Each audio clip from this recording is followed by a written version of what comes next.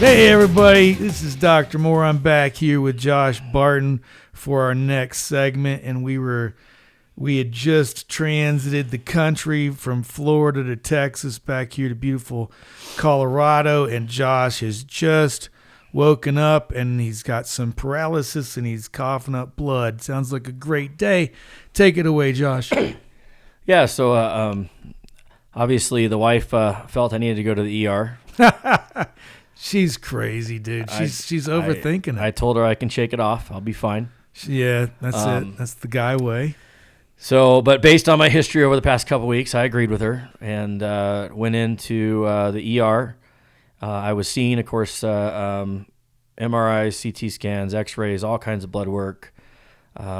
Severe pneumonia at this point, to a point where they were worried for a lot of other reasons with other things. They also found an abscess in my lower left lung about the size of a golf ball that they didn't know what was inside of it. And they couldn't find anything else wrong. So no stroke, no heart issues, just it was all lung. It was all lung issues. And of course, they ended up quarantining me even though I tested negative at that time for COVID. They still said because I had COVID that I had to be quarantined, so I couldn't see family, I couldn't see anybody. Okay. It was something they referenced as a standard that was put out there by the CDC, that even though I tested negative for 21 days, I still had to be quarantined. Copy. Okay. So anyways, they go through all that testing. They come back after all those results come in on day 2, say they want to do a bronchoscopy to see what that abscess is. At this point, they've already started me on antibiotics and fluids and all kinds of other stuff to try and clear my lungs out. And they do the bronchoscopy. Apparently doing a bronchoscopy and having a complication is like winning the lottery because there's no complications ever. It's very safe, outpatient procedure, not a big deal. Apparently I'm the winner of multiple lotteries. Winner, chicken dinner. So you you got pneumonia, you've got abscess, and now you get bronchoscopy, and what, they pop your lung or something? So I go in there, they want to do a test to see if they can figure out what kind of fungal infection it is because they know I have a fungal infection. So they want to go down there and try to figure that out. Reasonable. They go down there, they do their sample. That's in the afternoon, about 10:30 that night. I start having a lot of chest pains and heaviness. They think I'm having heart issues. So for about 20 minutes, they're trying to diagnose a heart issue. There is no heart issue. They finally call the ER doc because the regular doc has gone home. ER doc comes up, orders an emergency X-ray, take an X-ray. X-ray technician looks at the doc and goes, his lung is collapsed and his other is partially collapsed. Okay. So he is having major issues. They call the surgeon up. Surgeon comes up in a matter of minutes, says, we don't have time to prep you, rolls me over in my bed and stabs me in the side right then and there and says, take a deep breath. No anesthesia, no nothing. With a needle or the big tube? Nope. It was a big scalpel and then shoved the tube in there. Oh, wow. So scalpelled me right in the side between the ribs and then jammed the tube in. Oh, my gosh. This is getting crazy. That was probably one of the more traumatic You're in events. the ICU, I hope. I am. Good. Okay. I am, just because of everything else that was already going on. And then they did that. It got my oxygen back up. They stuck it, connected to a pump, obviously to help alleviate the pressure. It didn't get rid of all of it, so they scheduled me for a follow-up. I had a second tube installed the next morning. But on the other side? Nope, same side. But I thought both sides That side were came dropped. up. Oh, got it. This side, the side that was completely collapsed, came partially up. And so they scheduled a follow-up the next morning where they do that. I go in the next morning. I get the other tube put in. They get my lung, what they considered 95%. Did they get into that abscess? They did. Eventually or this time? No, the first time when they caused the problem. However, they couldn't get anything to grow. But they knew I had a fungal infection. So they kept attempting to, and it took them a week before they finally had a result. And by that time, they'd already started me on what they thought it was for an antifungal, along with everything else I was taking. Was it the right stuff? Yes. Good. We got to win. So at this point, I'm now followed by the CDC. So I have a CDC assigned doctor that's coming in outside of the hospital for the fungal issue, I guess. That's what they told me. I've never had that before, so. Never heard of that. But I got assigned a doctor. Been a doctor for 25 years? Yep. Good, okay. So I had to go see a separate doctor for that was coming in and visiting me. Oh, infectious disease. Infectious disease. Sorry. Yes. Got it. That works. Okay. Yep. But it was a separate doctor that came in and was part of that. Of course. They got all bill you. Go ahead. So I'm going through all of that. Of course, You still got the air tube pumping out stuff in your lung? I had 2 tubes in. Yeah, two of them. Yeah, after about 3 or 4 days, it had cleared out all the, I don't know, it looked like a pussy, bloody, gross fluid. Fun. And then about 5 or 6 days in, I had another issue where we had complications, and it was basically where I felt like I was blowing up from the inside out. I guess is the best way to describe that, like a balloon. After multiple In your belly or your no chest? in my left side and my chest area, and it was getting squishy, like it was literally blowing up, like you could visually see, Like you had popcorn underneath your skin kind of thing? like Rice Krispie treats. Dude, subcutaneous emphysema. Look at it. And so after multiple attempts to have the nurses tell the doctor that this was happening, finally I had to hit my That's butt. an emergency, bro. No, that it means wasn't. the tube ain't draining. You got to put another one in. It wasn't an emergency. It was one that let the doctor know, is what it was. So after multiple attempts of doing that, I finally said I couldn't breathe because by that time it had come up. I'm glad we're not letting anybody know what hospital this is happening at. Carry on. By that time, it had already crawled up the top of my chest, down to my elbow, and up the side of my face, under my eye and my nose, and halfway over on my throat. And so you're in the ICU. Yes. And so they don't have a doctor immediately coming. No. It wasn't until it got to that point and I hit my button and I could breathe, but I said I couldn't. Yeah. Because I was getting very, very scared. Because this was I didn't know what was happening, and I didn't know if I wasn't going to be able to breathe at some point. Because it was coming up, bro. So as soon as I said that, they all come running in, turns into a big deal. There's like 7 people in my room. Doctor comes in. He comes over, looks at me, starts seeing what's going on, and immediately starts ripping all the tape off my tubes. Yeah. And when he's ripping the tape off my tubes, it was the one that was scheduled, not the emergency one, but the one that was scheduled had been pinched. Yeah. And essentially it wasn't pulling the air out, it was pushing it back in. Yeah. And what you were on the verge of, you guys look up tension pneumothorax. Once you get to tension, you don't get it. Your heart is slammed over to your right chest wall. There's no blood return, and you freaking die. Yeah. Straight up death is imminent. Yeah, so this was like round 3 of that. Of course, I can laugh now because I'm sitting here.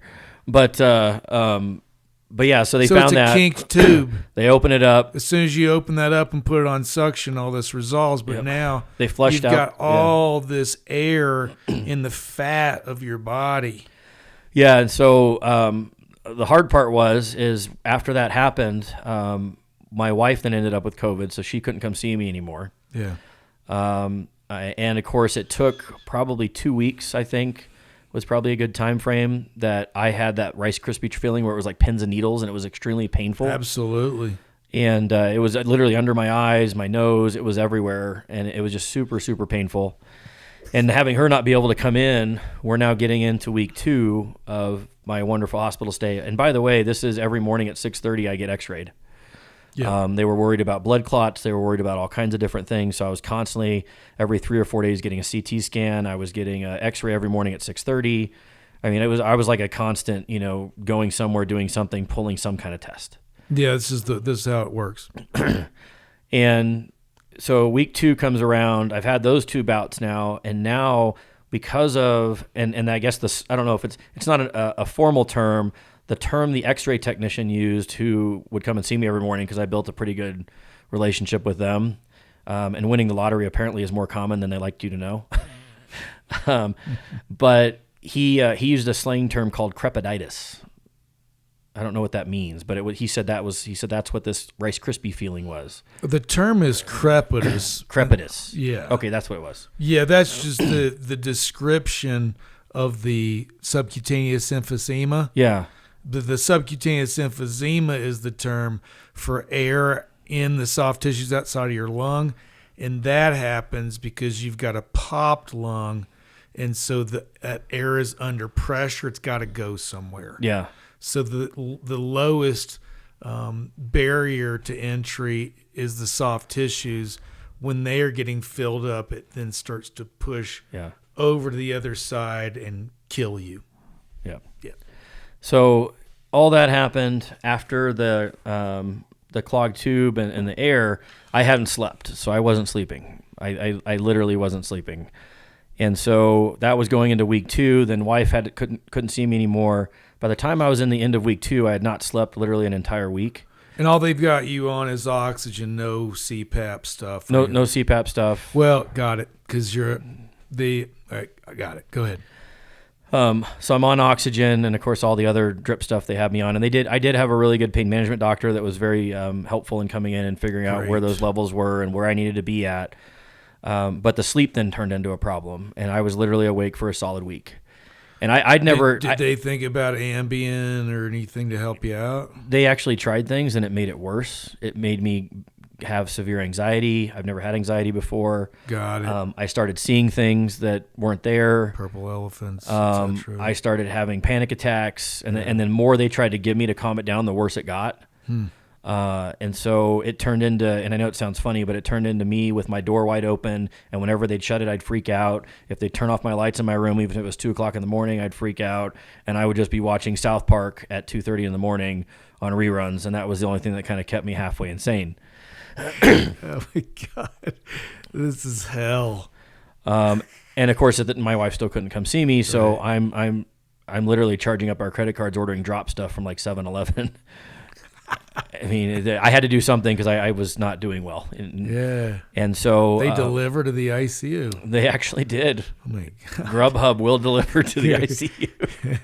Props to Grubhub. Thank you so much to now our sponsors. But no, now we're getting to a point where some of the things are starting to see improvement. My, the swelling and the weird feeling I had in the tissue starting to go away. I'm starting to have less pain and things like that. Yeah. But they tried to then on week 3 take out take out one of the tubes, and they don't take it out; they turn it off. And they turn it off. My lung collapses again. So I went through pretty much a solid week. That's not very usual. I'm guessing next step is repeat bronchoscopy. Yeah, they weren't they weren't sure where to go with it, because generally speaking, they say this. Normally you turn it off and you're fine. 3 days, and you're ready to turn it off. Another day or two, and you pull it. And so we go through a solid week of them trying to turn it down, turn it off, and then take it out. And every time they do, my lung keeps collapsing. So we finally get to a point after week 3 that they can turn one off and they take one out, but they leave the other one in. And at that point now, my wife is finally able to come see me because she's testing negative. Yeah. And she's able to come in, and we get to a point where now they're taking the other tube out, but they still have the same issue. I start getting a partial collapse of that top 5-10% of my lung. And so they're talking about sending me home with a box, I guess, attached to my side. I don't know. That's what they called it. It was kind of like, I guess it's essentially the same thing that I'm there with a valve on it or something that I can then do my own thing at home. Of course, that didn't make me feel good after everything I just been through, so I was a little nervous about that. But after week 3, going into week 4 is when I finally got released from the hospital. Because your lung is now staying up? My lung is now staying up. Sweet. So we have just had an incredibly rocky ICU road back here in Colorado, a month in the intensive care unit. Lung is dropped. Finally stays up. We're finally to the point where we can go home. We've finally seen our wife again. Hopefully we're sleeping again. And so now we're segueing into the life after ICU. Gripping story. I really hope you guys can tune in for the next segment. Thanks again to Josh Barton. This is Dr. Moore, Castle Rock Men's Health, Caveman Agenda Podcast. Thank you for stopping by.